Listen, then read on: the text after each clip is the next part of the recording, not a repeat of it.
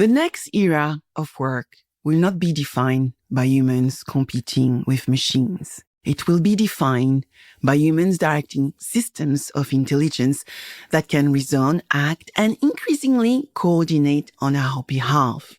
Welcome to Scouting for Growth. I'm Sabine VanderLinden, CEO of Alchemical Ventures, and this conversation was recorded live at InsurTech Insights Europe in London.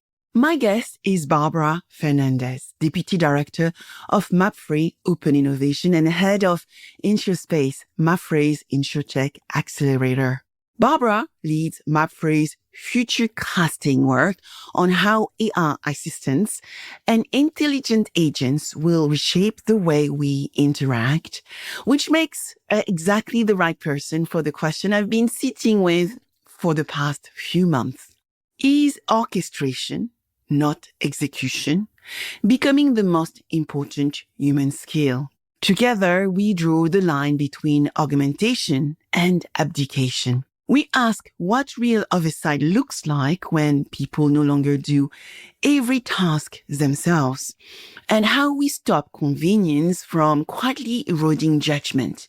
Then we take it straight into insurance, when protection becomes predictive, contextual, and always on. What disappears from the customer experience, and where does human presence become more consequential, not less? Because the danger ahead isn't only bad AI, the danger is passive humans. Let's go into it. Welcome, Bárbara, to Scouting for Growth.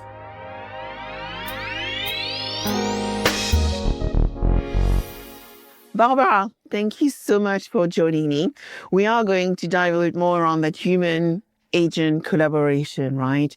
And when we look at some of the changes happening right now in our new era of work, well, we are going not to depend on humans, but we are going to compete with machines, it sounds like. And those machines may actually define where humans actually sit within the ecosystem of the organization. Human may direct systems, right? And actually the intelligence we may use will be about reasoning, acting, and increasing coordination between what we do every day so that we can focus on decision-making, creativity, system thinking. So when we start defining that new human position, what changes when intelligence moves from being a capability that we use internally to a resource we can call on externally to increase our ability to deliver more faster? Wow. Thank you, Sabine, for this invitation. Well, I think we don't really have an answer for that because we cannot imagine what the future will be. We see what the technology is capable of doing right now, and we envision some things that could be done in the future, but we don't really know how individuals are going to adopt it. So it is true that we can think about doing things faster, which means doing the same processes that we already have in mind. And a machine in that place is going to be better than us, for sure. And you're right. The capability that we have in terms of human beings is about reasoning. A machine can reason at some point, but there's something that you've mentioned. We need to really stop and think and evaluate what the machine is saying to us. So this knowledge that a machine can have, this productivity that a machine can have, would be definitely something that we can use to make better things. And it is true that our role working with this tool, because at the end, this technology is another tool that human beings have created. So it's something that we need to learn how to use. And at the end, the way we are going to be using probably is going to be more focused on trying to understand if the information that is in front of us is the proper one, if it's correct. So it's something that we will need to train once again. We are supposed to be trained to make decisions, but at the end of the day, we are lazy, and we always, if something gives you an answer and it's more or less okay, you trust in it and you go fast because the world is moving super fast and you need to go into that productivity level and this exponential curve that always more, always more, always more. So we adopt that decision and we don't really challenge that decision. So this is going to be some kind of paradox at some point. You're going to come back to what a human being is, which is we need to really judge. We need to challenge the information that we have in front of us. And it is something that we have missed a little bit. I think it is about that. It's about the reasoning capability, meaning that we really need to challenge information that we have in front of us and to really train critical thinking. We have seen some research last year. There was a piece of research between The Economist and the SAS Institute around the trust dilemma. We trust the machine far more than we should, as you are saying, and we need to become a bit more critical with the insight that comes out of those machines. And so that leads us into implementing better governance and actually understanding what trust by design means as well. But we also hear that people are scared to be irrelevant. So in a way, those shortcuts people are taking is about getting and building that differentiation. So for you, what is the line between augmenting and abdicating? Wow. Again, human being is lazy by default. And it's not that because it's that survival mode. We need to save energy because if we need to run away, we need to use that energy. So it was from the very beginning in our essence. So this is something similar. If we have something that is useful for us, at the very beginning, we're going to be a little bit scary because we need to be protected. We don't really understand how it works. So at the very beginning, I think there's some kind of reaction. Maybe it's not fear, but it's some kind of, let's see what happens here. But a machine is going to be working, it's going to be helping us. And at the end, adoption is there. If something is making your day easier, I don't know if it's better, but at least easier, you will adopt that. Take it for sure. That's going to happen. So there's a real risk of that. But it's the same that we have suffered with social media. Yeah, we are all aware that it's risky. We are all aware now that it has, that social media have two faces, one very dark and another which is useful because we still keep using it. So it's going to happen the same, in my opinion, with this agentic AI world. We really need to think if the use that we as individuals are doing of this technology is the proper one or not. But this is going to be about auto-discipline. So this frontier is not clear. You will have for sure some best practices and some signals. I'm taking a lot of time. I'm not questioning this. I'm not asking if this is the proper thing. I'm not challenging myself. But this is something that is going to happen at individual level. Yeah, absolutely. But what you just said is, technology is not bad. AI is not bad. Social media is not bad. It's just part of our daily life. The danger is for us to be passive humans, right?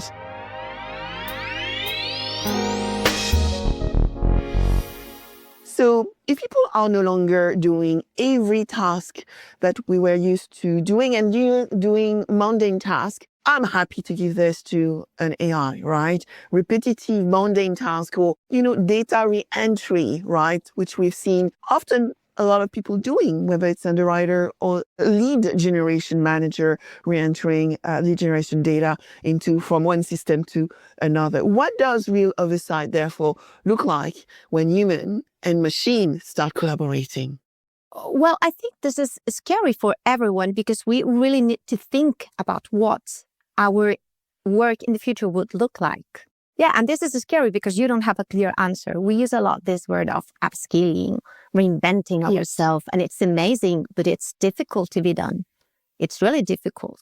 In my role, I'm usually looking at the future and trying to analyze and trying to think about that. This is a privilege because not everyone can do that. And I can imagine, and even if I can imagine, because I work on this, I cannot say how my future would look like. So this is something scary. And at the end of the day, I think people needs to open a little bit their mind, needs to explore, needs to be a little bit curious and play with it. Again, this is super easy to say. This is not so easy to be done because we are overwhelmed with our daily job. We are, again, in this crazy world of productivity. Now we see this like some kind of strange thing that we don't really know what it's going to be doing for us. But this is something that happens every single time we have a revolution, an industrial revolution, a technological revolution. We always have this process of creative distraction. It always happens this way. So it's completely natural that we are at some point a little bit scared because we don't know what's the future of the work, what's the future of even the things that our children are going to be studying. I need to give advice to my children about what they could study in the future. I don't have a clue. I don't know. Yeah. Years ago, you told them you need to study coding for sure. Now, it is not so clear. So it's about training this capability of being open, training again this critical thinking that is this right? Does it make sense? And to challenge that type of things, you need to have knowledge. So you need to keep learning about a lot of things, probably things that were very old. I mean, mathematics, you need to study mathematics. Oh, there's a machine that is capable to do for you this calculations, amazing information processes. But you need to understand what's behind a little bit, because if not, you don't train your brain in order to challenge assumptions and things like that. What I find is some of the studies I'm reading right now are talking about the human-agent ratio. So what would be the number of agents a human will be managing? And so some studies said for very mundane activities, each one of us may have 50 agents, reporting to us, and then we orchestrate and we take the final decision. But for area like commercial insurance, complex claim, it might be one person to 3 agents because of the complexity of the work that sits behind it. So judgment, as you said, is going to be really critical for us. And so we are going to always have to balance that convenience versus that judgment. So what does behavioral science need to teach us today, right? To teach system designer, for instance, as well, now that the interface is no longer a screen, but an intelligence layer potentially. Yeah, it's quite interesting. We've been researching a lot about that because indeed some cognitive experts mentioned that at the end, human beings would need some kind of visual support to process some type of information. So some kind of screens that are going to be there, it is true, but there are things that we're going to be managing using just voice. But this connection, this fluid conversation, I'm speaking, then you answer, and then I text, then I see something. Probably the device that I use to see that information or to hear that information is going to change. But there's going to be this fluid way of moving information in different formats. And you are right. The thing is, there's going to be another element talking to us in the middle, probably, that is that agent. I know the ratio. I think, honestly, this is all about some kind of a speculation, but it helps in terms of generating different scenarios that at the end they are useful tools to help us about think future thinking. But this design has been using behavioral principles for years. Indeed, a lot of user experiences are designed considering our biases in order to influence in a positive way, hopefully in a positive way, customers. You want to increase friction in a specific processes. You want to reduce that friction. You want to help people find things easily. Everything is based on the way we make decisions. And that's behavioral science. That's the principles of behavioral economics. So the question, and you were mentioning that before, is a machine that is going to be acting on my behalf, and I'm talking like a customer, not like a company. Is it going to be influenced by the same biases that I am? Because it's a machine. So it means that probably it does not, the first thing is it's restless. So if you are introducing friction in a process because you don't want me to finish that process, for instance, communication companies, I want to get rid of the services and you create a complex service, a complex experience because you want to increase the friction. If I have an agent, I have a personal agent dealing for me with that process, it's restless. It will happen. So we really need to understand what are the biases, what are the behaviors that a machine is going to have. Am I going to be training my own assistant? Is it going to have the same biases that I do have? Or am I going to train that in order to avoid those biases? So you mentioned before, the first thing is we need to make information visible for machines. But we need to consider that we've been designing, taking into account biases. And we don't know how many things are going to be in front of persons right now and how many things are going to be processed and curated by machines before putting in front of my eyes. Probably I will make the decision. Indeed, you can do it right now. If you want to delegate some functions to an assistant or an agent, you can contract, you can buy things. The recommendation right now is that you make the decision. So your agent is going to show. So it's a little bit similar to the way we are seeking for information, searching for information, but the decision is done by you. But technology allows you to do that. So how are we going to influence customers if they don't make the decision and it's the machine? It's interesting because you are mentioning the discrimination, the biases, which exist in life, right? If you ask, or once upon a time when we used to ask even Nano Banana or any picture making devices, generative AI devices for a picture of a seal, it will be white male, usually being shown, which means a form of bias into the system. When you start looking at the internet as well, there's good information and there's bad information. So when we make choices on that mix, we have to have critical thinking to actually decipher the truth from the lie. But you also are talking about how the way systems are going to be built is changing. One conversation I was having is, protocols, right? We are going to have a code, insurance standards, hopefully helping us deal with autonomous AI system. Now we have a number of protocols being built by OpenAI, Stripe, Anthropic to allow connection protocols, communication protocols, e-commerce protocols to allow machine-to-machine interaction. But then on top, you have to have those regulatory guardrails, right? The trust you mentioned. And I think the outcome we need to look to deliver is the trust by design. So how do we do that when a lot of organizations today are probably focusing more on the governance by design than the trust by design element? When you say trust by design and you apply it to a machine, because you need to trust on the systems that you are generating because they are going to help you in terms of decision making. You cannot design perfect system based on AI. Yeah. It's going to have biases. So you need to control them and you need to observe them. It's not only about the guardrails because it's about the guardrails are for agentic AI, but you have a lot of different things in AI happening that at the end generates biases in the models. So you need to control them and you need to refresh them and you need to clean them at some point. So this is something that you can design machines using this principle in mind that make them trustable. But it is because you govern and you control that. In terms of, let's say, higher vision, what trust means, in my opinion, you cannot design trust talking about a company and a customer relationship. You really need to demonstrate it because trust is something very, very fragile. It takes a lot of time to generate trust. It does. It takes 1 second. And you lose it. Break it completely. Absolutely. So I honestly think you cannot build trust or design. You can have a strong purpose of demonstrating that you are the proper one. But this is something that is going to be demonstrated in every single interaction. And it means that your company needs to really understand that, needs to take care of every single interaction with a customer through a machine or through whatever.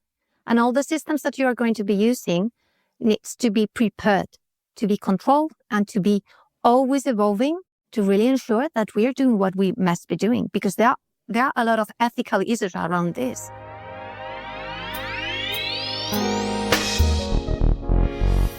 So I want to go back to my frontier transformation. And so think about that, right? When I talk about frontier, it's a company able to do intelligence on tap, human agent collaborating, and each one of us becoming an agent boss. So that is a baseline definition. Today, or let's say in November 2022, we started using AI as an assistant. We put a prompt, right? We get an answer. I think over the years, 2025, 2026, we started using AI as a colleague, a co-worker, where we can actually start scheduling things, or we can work as a team as part of a project. We can work together and we can actually make judgment together as a team. We are moving to a world where humans are leading the machine. So a world where we have human-led and system-operated environment, right? Where AI may be agents, which we are operating, or become autonomous. And businesses are going through different levels of maturities to get there.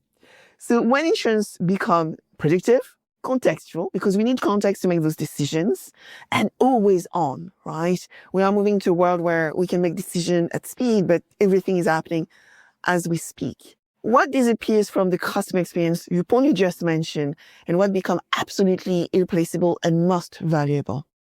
It is trust, because I think the customers right now do not really, and even more if we go to Gen Z and other generations coming, they are not so aware about the value an insurance provides. Yeah. So at the end is you really need, again, to demonstrate how you help them. Maybe we are embedded, I don't know. Maybe we are not so visible, but when we appear, we really provide value. If we are predictive, it means that we really understand the risk that you are exposed, and we are prepared in order to avoid you suffer any kind of damage. The things that we are always saying, it's prevention. If we are predictive, we act before, and it means that we're going to be a prevention service, which completely changes the operational model. And we've been discussing this for years. It's not happening really, because it's really tremendously difficult to change operational model. Even more if you want to connect it to an insurance concept, because there are different business models. So how do we connect that? That's the reason why I think transformation is so difficult. And this frontier is very easy to describe, but it's not so easy to make happen, because you are changing a very big structure that has been working extremely well for years. So how do you evolve that? There's a new MIT study which came out just a couple of weeks ago, Barbara, which actually has looked at what the business model of the operation of any company may look like in the future. And the top model, the one the furthest, is the orchestrated business model. So how do we become orchestrated will be a question for us to start answering over the next years, I think. But my last question to you is, in a world where intelligence is abundant, right? It's below $1 now to access intelligence. Intelligence is utility. What become the premium human capability we all need to focus on as we actually weave our way through that frontier transformation? We've mentioned, I honestly think we need to train a lot our critical thinking. We really need to find the proper questions, ask difficult questions. Even if you want to orchestrate, you are the boss of a lot of small machines, you need to ask the proper question. You're going to be working, looking at a goal. And we sometimes in this world, we've missed that. Yeah. We are running in a process and we don't really, why this process makes sense? Does it make sense? And I think we need to keep thinking that we have a goal. Why I should be doing this? Mm-hmm. That's the reason you have to orchestrate. Why is the first thing. So this critical thinking is very important. And there is another thing that is very human. I don't know if it's useful or not for companies, but it's part of ourselves. And it's something that we must bear in mind. A machine will never have feelings or emotions. They can simulate them. And it could be useful because you can connect with a machine. There's no official numbers, but in Spain, around 40 people are naming their ChatGPT. 40%, my God. Something like that. Yeah, it's not official, but I've heard that number. So we really want to connect even with machines. But the truth is, machines have no feeling. And this is something that is very human and we need to use. I don't know where, how in a company, but emotions is something that we are the only ones that can understand. And it's something that is going to find places to provide value. We need to make sure that we still remain human, right? And we leverage the machine to augment our lives, I guess. 40% of individuals already using machines as a companion. A lot of people are lonely and it's understandable. But we also need to actually remember that they don't have any feelings in the end. And so finding the right balance is going to be an interesting way for us or time to go through to actually still keep the machine where the machine needs to be. Well, Barbara, thank you so much for joining me today. Thank you, Sabine.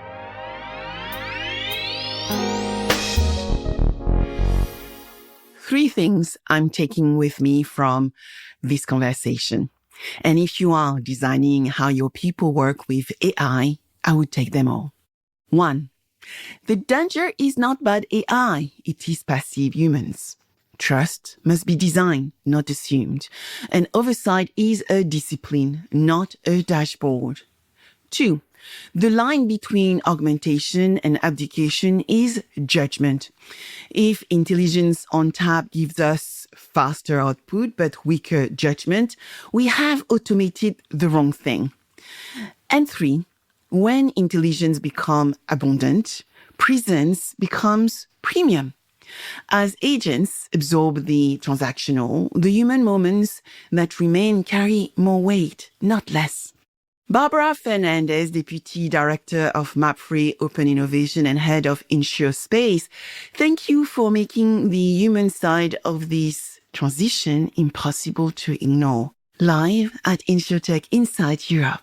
And this is the second half of a bigger story. In the companion episode, Carlos Sandras Falcon, MAPFRE Scouting and Investment Lead, makes the institutional case why the core must be rebuilt before ecosystems can create value. Bárbara redesigned the human role. Carlos redesigned the institution around it. Find the previous episode in your feed. If this conversation moved your thinking, subscribe, leave a review, and share this episode with the one leader you know who still thinks AI adoption is just productivity play. Until next time, keep scouting for growth.